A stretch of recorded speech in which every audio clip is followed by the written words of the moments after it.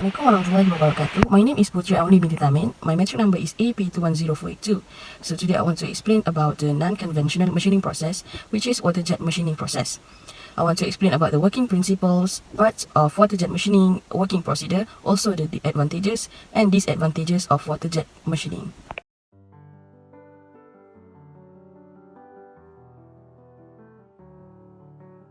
The working principles for water jet machining is based on water erosion. Next, the materials is expelled when a high-velocity jet of water strikes the surface.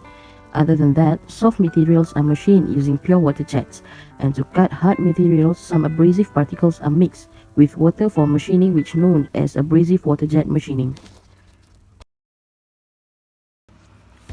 There are 5 parts of water jet machining, which is water tank, pump, intensifier, accumulator, and abrasive.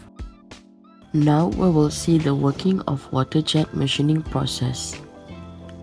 So water reservoir is pumped to intensifier using a hydraulic pump. The intensifier increases pressure of water to required level. Usually, water is pressurized to 200 to 400 megapascal.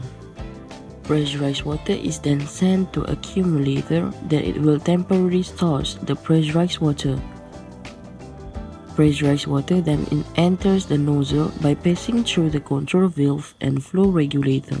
Control valve controls the direction of water and limits the pressure of water under permissible limits. Flow regulator regulates and controls the flow rate of water. Pressurized water finally enters the nozzle. Here it expands with tremendous increase in its kinetic energy. High-velocity water jet produced by the nozzle. When this water jet strikes the workpiece, stresses are induced. These stresses are used to remove the material from the workpiece.